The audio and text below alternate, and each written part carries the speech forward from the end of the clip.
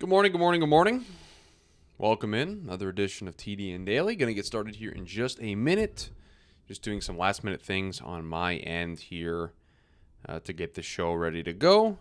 We are discussing fifth-year player options. A bunch of teams over the last couple days have picked up those fifth-year player options for some players and declined some of them, and so we'll discuss that as well. Good morning to you, Tuttle. How are you today? Hope everybody's having a great start to their Tuesday. That's what today. That's the day today is, right? Yeah, Tuesday. Okay, good. Wasn't really sure. So I've got everything ready to go here. We should be able to get started pretty quickly. So just give me 2 more seconds.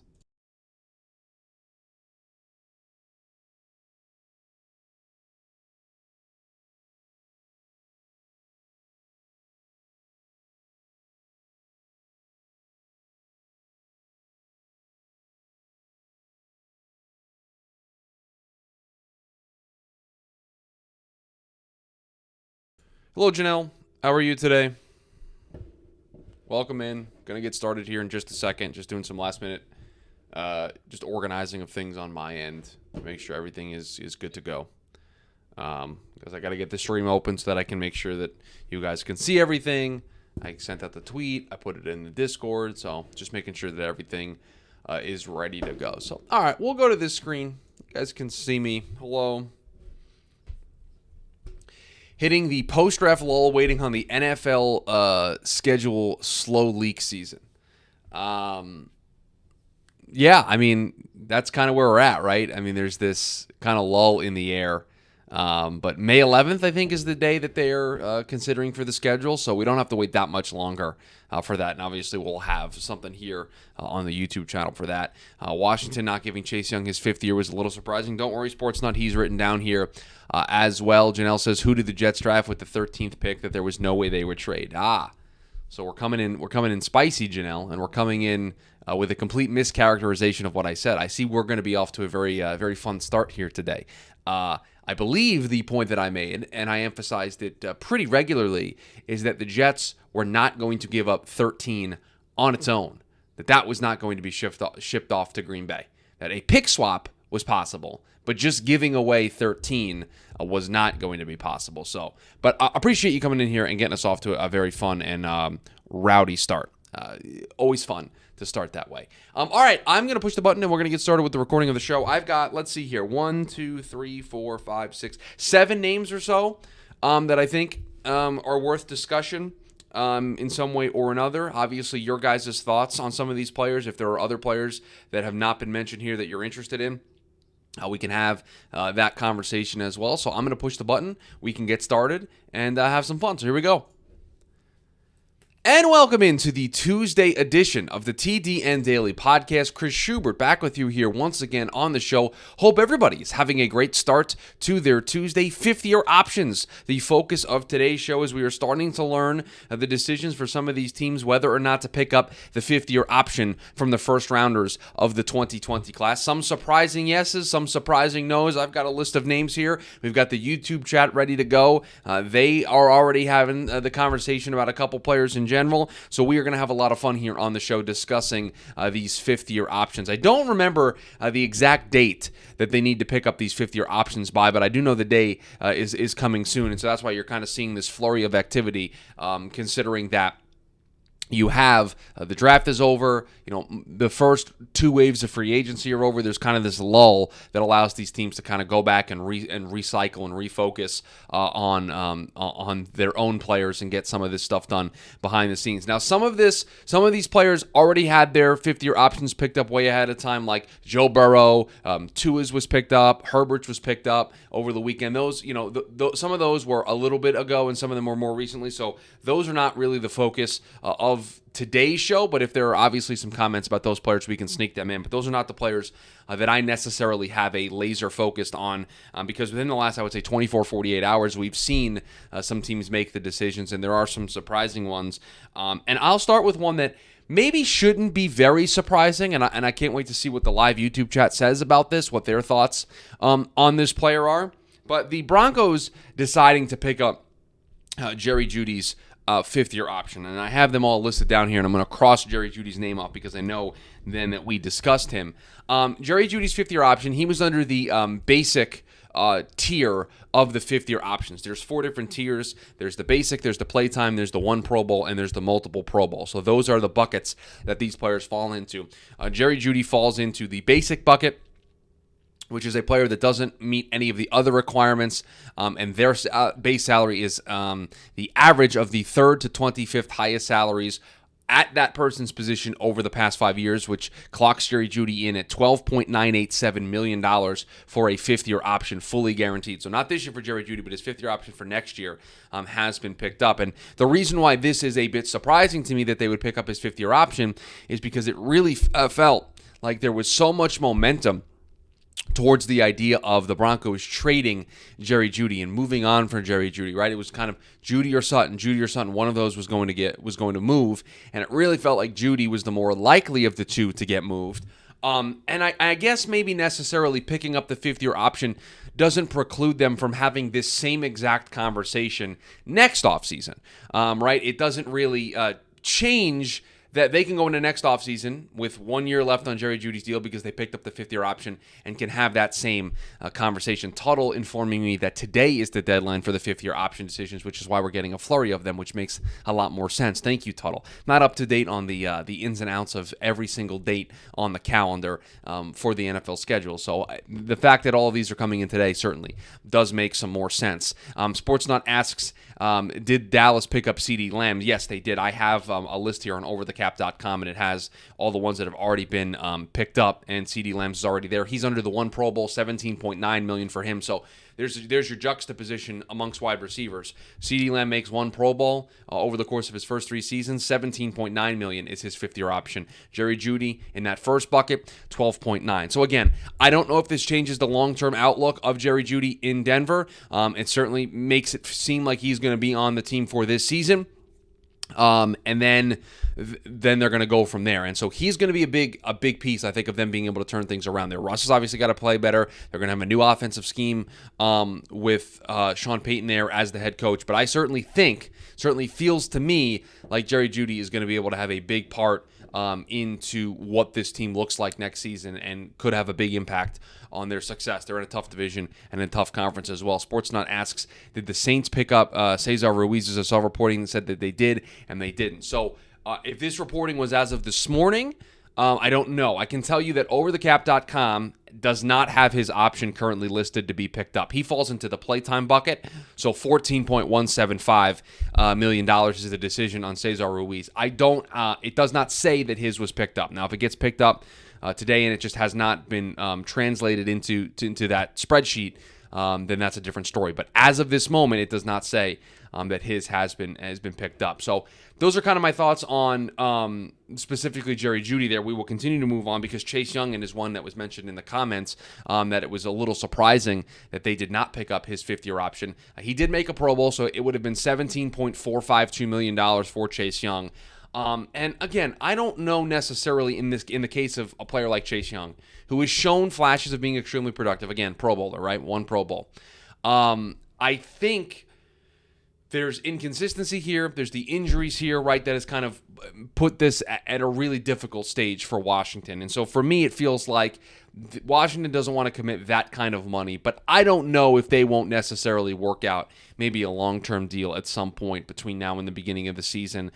If he has a really good season this year and is able to show that consistency, is able to get back to being the productive player that, again, made a Pro Bowl, then they might be able to work out a long-term deal next offseason. So I don't think looking at this and saying Washington didn't pick up the fifth-year option for Chase Young means that his tenure at Washington is going to slowly come to an end. I don't know if I'm necessarily willing to go that far. I think this is more of we got to see more consistency from you. We want to give you the opportunity to showcase that you're healthy and to showcase that you are able to be the productive player that we know you can be and be consistent in that regard. And so I think this might be a little bit of a kick in the butt to say, hey, Chase, here you go out and get it, and we'll reward you handsomely at the end. And Janelle mentioning a player that is also next on my list, that Jordan Love's fifth-year option was not picked up, but he signed an extension for more than what he would have gotten for the fifth-year option with a little bit less guaranteed. And let's see if Over the Cap has the full contract numbers up here that I can look at. They don't, so we're gonna have to peruse the internet again, which I know is everyone's favorite activity when I do that on TDN Daily. When I have to then go into going down the Twitter rabbit hole and clicking buttons while also attempting to talk to everybody. But I think I've got it. I think I've got the Field Yates tweet. So it's a 1-year contract extension for Jordan Love worth up to $22.5 million, including $13.5 million guaranteed. And Field Yates points out here that his fifth-year option value was for $20.27. So he gets a little bit more on the upside, but it's protection for the team with some less guaranteed money. So this was one that was going to be interesting, right? What were they going to do with his fifth-year option, considering they didn't really have that big of a sample size to evaluate him on, and they would have had to pick him up for $20.272, that beginning tier. So instead, they kind of give him a little bit more on the upside. They give him, 22.5 that he can reach with, I would assume, with some incentives, but then a smaller guaranteed on the base, which allows the Packers to have some flexibility when it comes to the cap. So again, I think that now Packers fans, you can kind of relax a little bit. You've got now, you know that Jordan Love's going to be your quarterback for the next 2 seasons. There's some protection for the Packers in case maybe Jordan Love doesn't work out this season. But ultimately, at the end of the day, they've got Jordan Love locked in for this season and for next season. And so now you start to create this window for yourself, 2 years to kind of build the roster around Jordan, get a full, complete evaluation of him, and then you can work on signing a bigger, long-term deal to really lock yourself in to having what you hope to be your next franchise quarterback in a litany of having franchise quarterbacks, going from Brett Favre to Aaron Rodgers. Now you're hoping to go from Aaron Rodgers to Jordan Love, and for Jordan Love to be able to lead you to great success and to great heights. Well, you've given yourself a 2-year window to build the roster around him and to evaluate him. So again, it's a no on picking up the fifth-year option, but they ended up working out a contract extension that I think for both sides works out. It's some guaranteed money for Jordan Love. It gives him a runway of 2 years with a specific team. And for the Packers, the upside is it's less money guaranteed next season, but Jordan Love with the incentives to be able to make more, it's great. The Packers will be more than willing to pay those incentives if Jordan Love is able to reach him, because that means Jordan Love has turned out to be exactly the quarterback that they think he could be. So I think this was a win-win for both sides, and I think they did very well to get this done. So that's 3 of the names that I have on my list here. The next one we'll go to Andrew Thomas, the 3rd overall pick from the 2020 draft, his 5th-year option picked up by the New York Giants. Just a playtime bonus for him, $14.175 million, the bucket that he falls into. And again, I think we discussed this when Jack and I did our show over the weekend talking about the Giants draft class. The Giants, Andrew Thomas, one of the last picks, I believe, of the Dave Gettleman era, a linchpin for them at left tackle. They've also got Evan Neal, who they drafted, and to me, they have figured out the bookends of their team from a tackle perspective. They have the left and right sides figured out. Evan Neal played very well last year. Andrew Thomas over the last 2 seasons has really gotten a lot better. And I think for the Giants, you now know, and you now can go into the next couple of years knowing you've got the bookends of your tackles all sorted out. You also, in the 2023 draft, figured out up the middle with John Michael Schmitz, who I think more than likely is going to be the starting center for this team come week 1. So a great infrastructure that this Giants team is building around. This was a no-brainer. There was not a doubt in my mind that the Giants weren't going to pick this up, but they do, and now you can start to envision of, okay, we've got Andrew Thomas and Evan Neal being our bookends. We got JMS up the middle, and for Joe Shane and Brian Dable, they are trying to build this team the right way, and I think they are. They have put an emphasis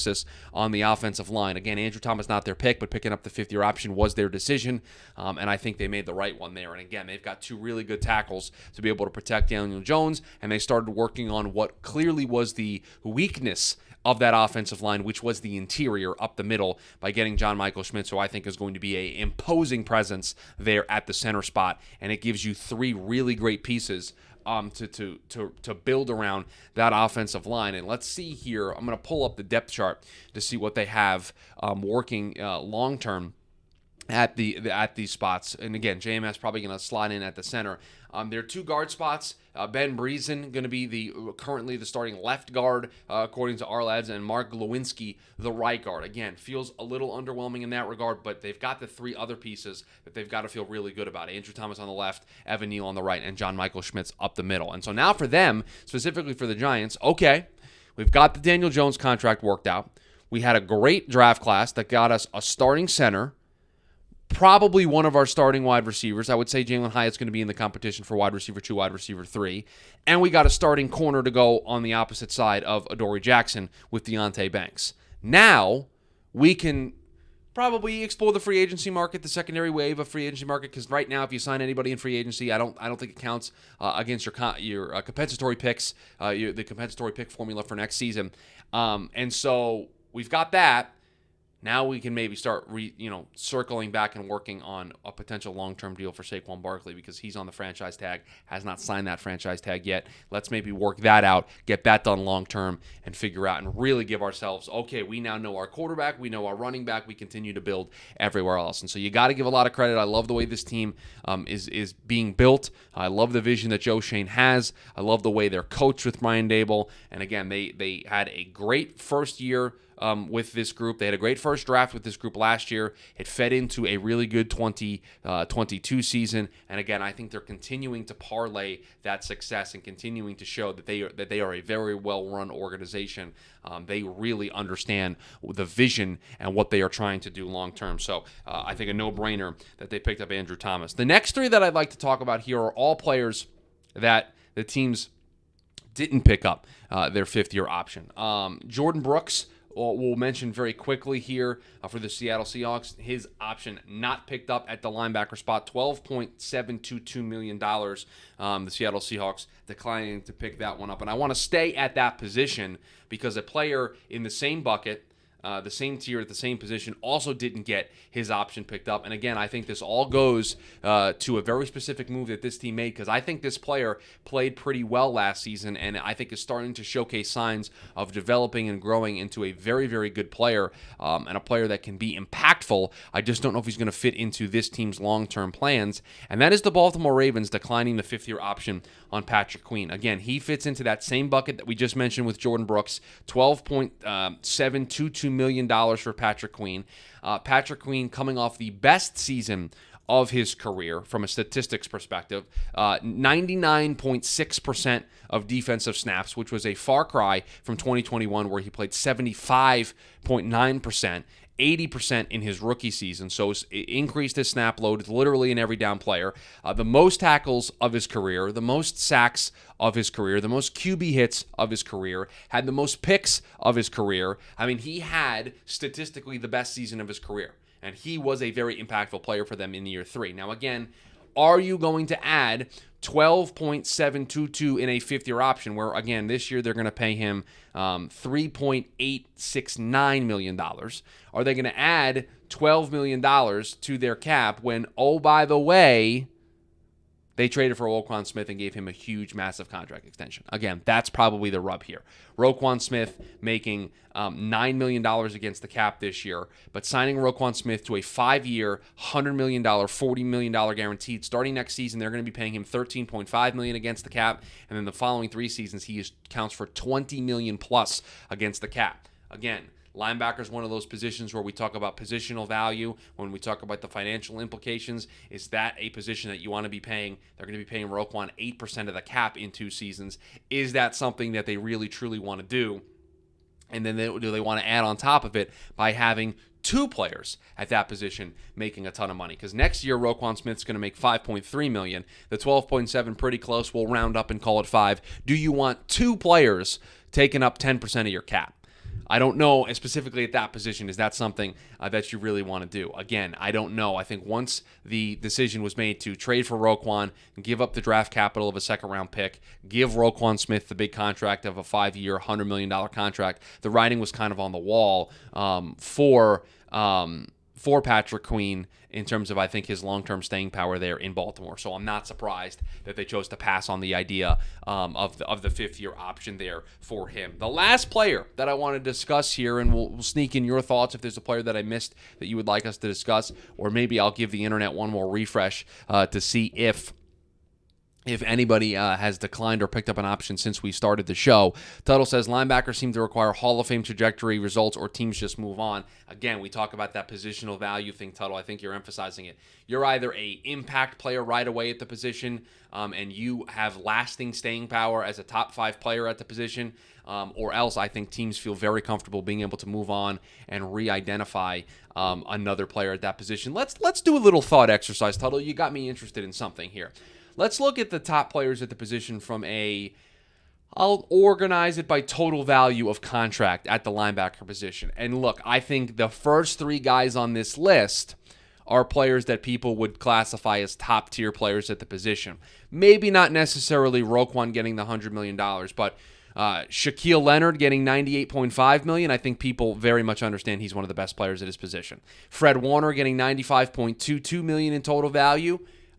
Would everybody not want to have a Fred Warner type on their team? C.J. Mosley, when he signed his contract with the Jets, was he not one of the top 5, top 4 linebackers at his position? Again, I think Tremaine Edmonds just signed a contract with the Bears for $72 million, but he was a Bill, and they chose to move on from him. So I think what you're seeing is teams feel more interested in either drafting younger players at that position, or they're interested in acquiring a better player from another team instead of shoehorning themselves into a 5th-year option with a player at that position and hoping that it works out. And so, Tuttle, I would agree with your assessment there that they require a certain level of trajectory at that position, or else teams feel extremely comfortable to move on. And I guess we'll just stay at that position in some ways. And I got to go back here on the screen to the 5th-year option numbers here to get the exact number for this player. But the 8th overall pick in the 2020 NFL Draft, getting the same number of the 2 players we just talked about in Jordan Brooks and Patrick Queen, and that is Isaiah Simmons, $12.722 million. The Cardinals declining the option on him. And I made a tweet, and I don't know if anybody saw it, but I had a funny, what I thought was a funny tweet about Isaiah Simmons. And I said, I quote tweeted a report that they were going to decline his 5th-year option. And I said, yes, we call this the Hassan Reddick, because I've seen this scenario play out for the Arizona Cardinals in years past. They drafted Hassan Reddick out of Temple. They brought him in. I believe it was one of the last picks of the Bruce Arians' tenure there as the head coach of the Arizona Cardinals. They switched coaching staff. Steve Wilkes came in, and then Hassan Reddick came in, and then Cliff Kingsbury was there afterwards. That was kind of the coaching trajectory there in Arizona, and Hassan Reddick never really figured it out over those first couple of seasons there in Arizona. So they declined his 5th-year option. So he entered the 4th year of his deal, being an pending free agent, and he had the best year of his career up until that point. Let's see if I can find his statistics real quick, because he's with Philly now and he got a big-time contract with them. So I'll pull up his statistics to be able to pull that out. So 4 years with the Cardinals. 2020 is the year that I'm looking for from a stats perspective. In 2020, played the most defensive snaps of his career at almost 80%, had 43 tackles, but the big number that stood out is he took a massive jump. So over the first 3 years of his career, 2.5, 4, 1 sacks. Add all that up, 7.5 sacks for Hassan Reddick over the first 3 years of his career. 2020, the big contract year, 12.5 sacks in a contract year for Hassan Reddick. What did he parlay that into? It was a bit of a surprise. Parlayed that into only a 1-year, $6 million deal with the Carolina Panthers. And he said, okay, watch me. 11 sacks that following year. Showcased, yes, this is the real deal. I am a real deal. I am a double-digit sack getter.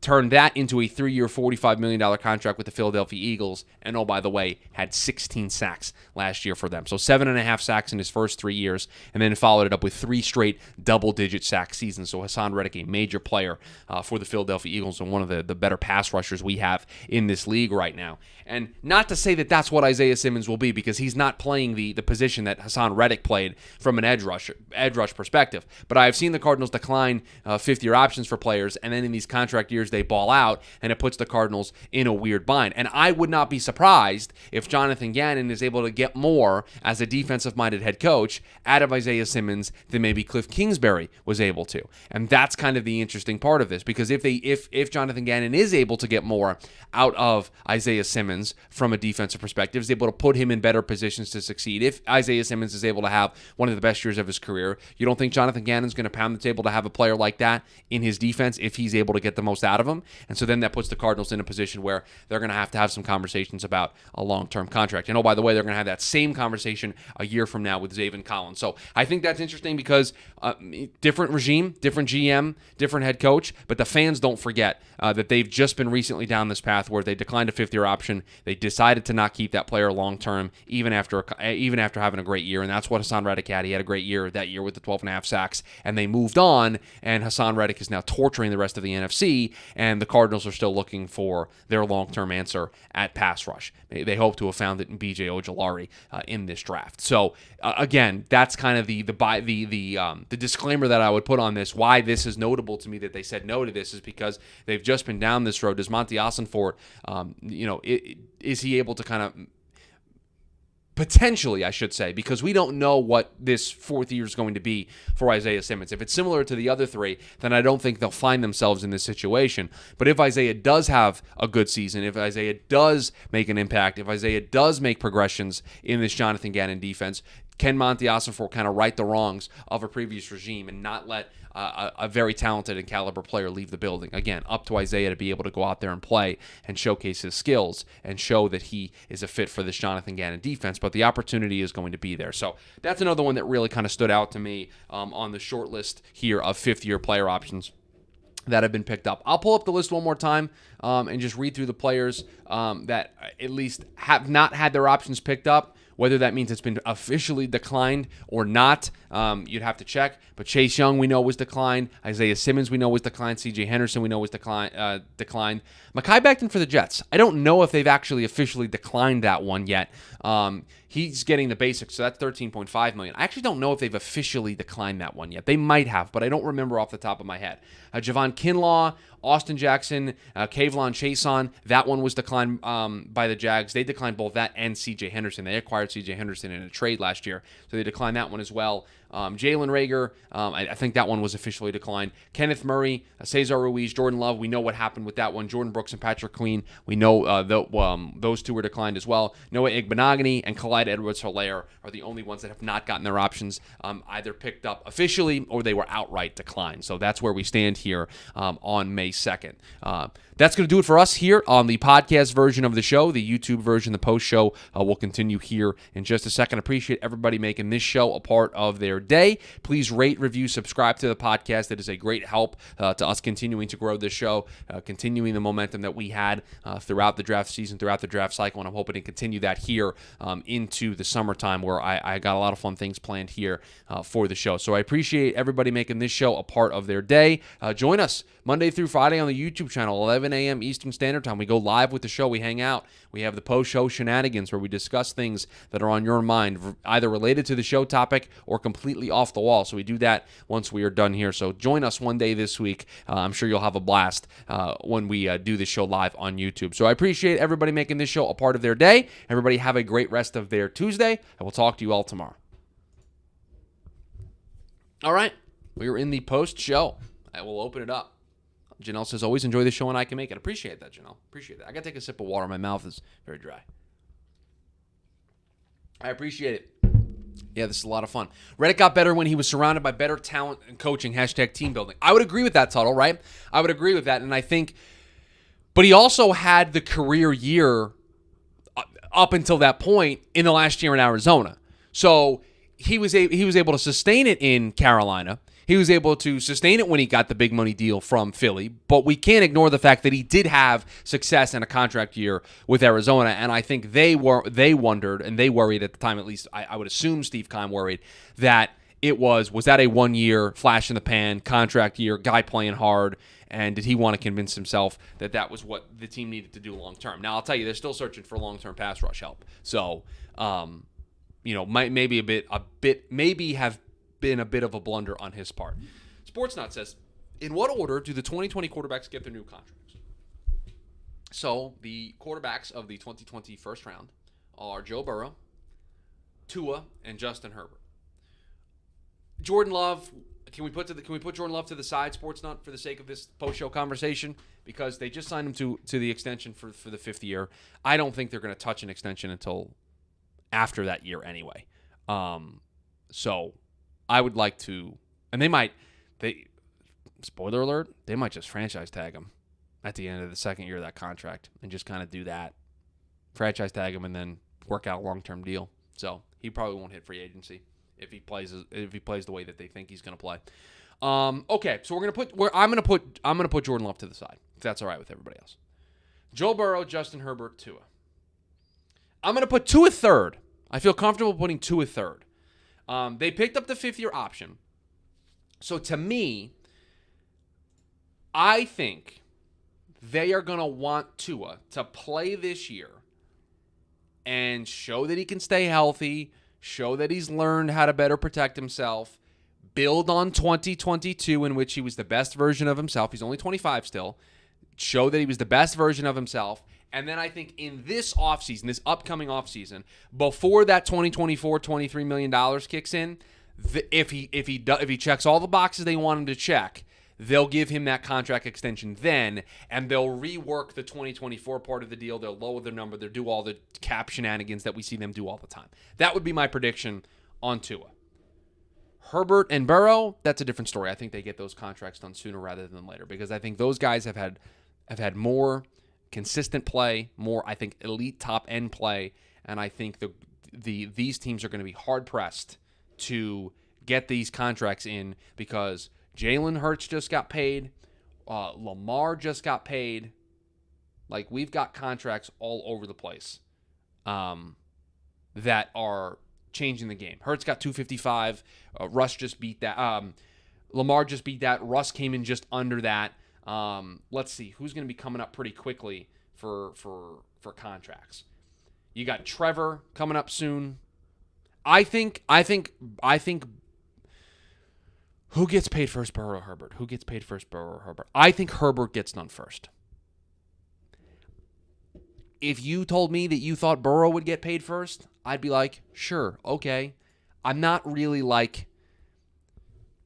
I don't have great conviction about it. I'm not going to be surprised if either one of them goes first. I think the Chargers will get Herbert done first. I think. These deals are going to happen within mere, weeks of each other, I think. They're both going to get done, I think, before training camp. I think that's no question in my mind that they will get done before training camp. But I'll go Herbert first, Burrow second, Tua third, in that order, if I had to guess. That's what I would do. But again, if you wanted to say Burrow first, Herbert second, Tua third, I wouldn't disagree with that. I don't think Tua gets a contract this offseason. I think the other two guys do. I think the other two guys, those teams are going to look to get those deals done because, again, if you wait and then you start entertaining the idea of other players get their deals and it changes the market. Tuttle says, do you think the Jets were hoping to get offensive tackle in the draft so they could easier decline Becton's option? Let's check. I feel terrible for not knowing this. I feel like a bad fan for not knowing this and a bad, quote-unquote expert on the Jets. But I just don't remember hearing anything about whether or not they declined it. So I'm going to look just to make sure. But I don't remember hearing that they declined it. And if they didn't decline the Tuttle, I would agree with your assessment. So as of 15 hours ago, they hadn't picked it up. So my gut was correct. So that makes me feel good that we have not had an official decision. His option is, I got to go back over here to this screen. It's $13 million.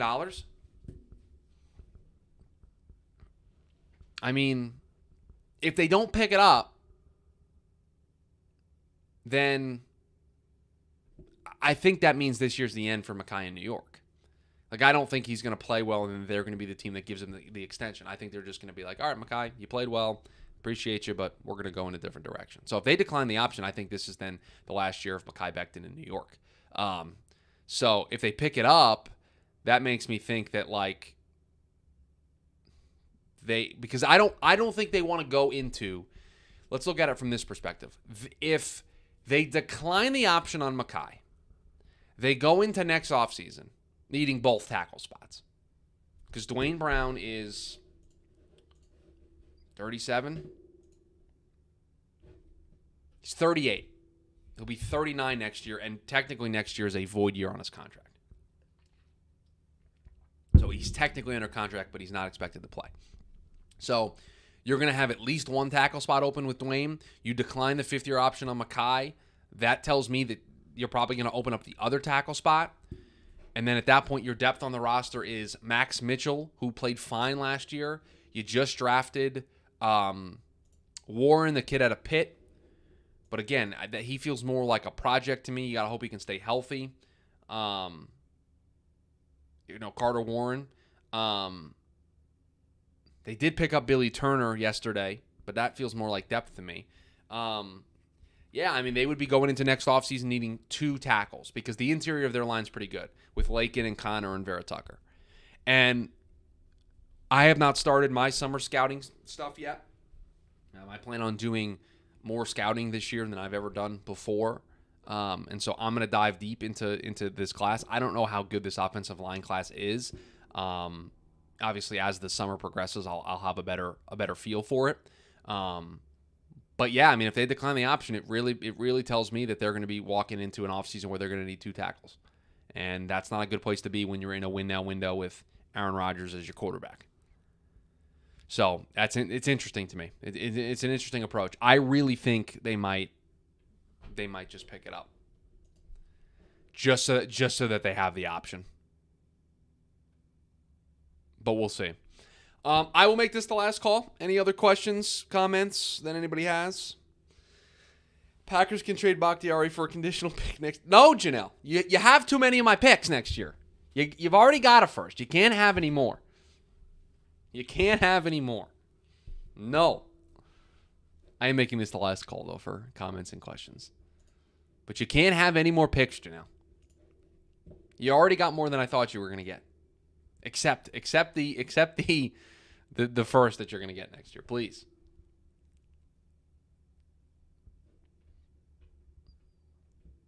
What does the free agency class look like for 2024 NFL free agents?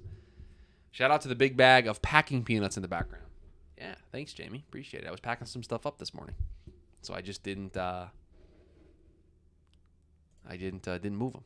There's a football down there. There's a Nerf football. Here, I'll grab it. Got a little Nerf football here, ready to go at all times. Never know. Let's see what free agents are available. No quarterbacks. Nope. No, thank you. Nope. Offensive line. Laramie Tunsil got a new deal, correct? Man, like the Jets feel like they're never gonna do this. They're never gonna do this, and so like I don't want to get myself like excited about the idea of this, but like they could just call about Jonah Williams. Like, they could just call the Bengals and ask about Jonah Williams. Like, you didn't get a tackle in the draft. Let's pivot and call about Jonah Williams. Like, they could do that. That is something that they could consider. I think that they should consider. So, all right. Well, I appreciate everybody being here today on a Tuesday. Fun show, fun little concept. 50-year player options was a lot of fun. You guys know the drill. If there's any breaking news, we'll cover it tomorrow here on the show. Lots of great content over on the Draft Network. A AFC East class breakdown of the AFC East is in the podcast feed for Prospects and Props, the video version. Going to come out a little bit later today. Actually, the moment I'm done here, I'm going to start uploading the video to YouTube. So the video version coming later today. And over the course of the next 8 shows, Jamie and I are going to recap everybody's draft class and go division by division. And so that's what you can look forward to in that regard. And obviously TDN Daily every day here on the YouTube channel as well. So I appreciate everybody being here. I appreciate everybody making this show a part of their day. Had a blast as always. Everybody enjoy the rest of your Tuesday, and I'll talk to everybody tomorrow.